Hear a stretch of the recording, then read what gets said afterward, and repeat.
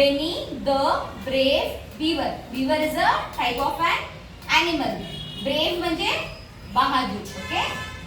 Benny the beaver was scared of a big river.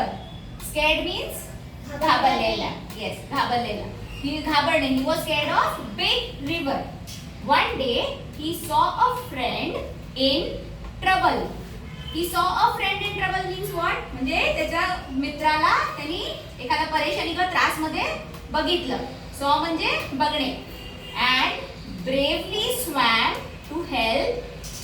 And he bravely swam to help. But he was scared of big river. तो पाण्याशी घाबरायचा. He was scared of river. But still he bravely swam to help. Bravely swam म्हणजे बहादुरीने swimming करत गेला. कोणा का गेला? He wanted to help his friend.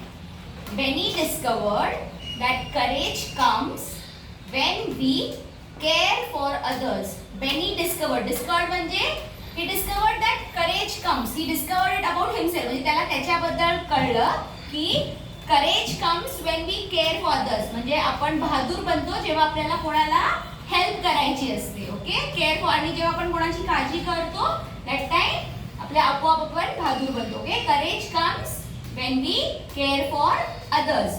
And he learned to face his fears. And what else did he learn? He learned that courage comes when we care for others. And he also learned to face his fears. Learn to face his fears म्हणजे आपल्याला जी गोष्टींची भीती वाटते त्याला face करणं. He learned to face his fear.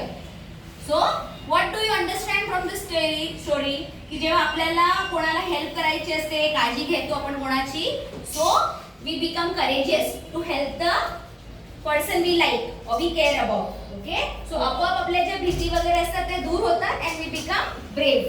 So what is the moral of story?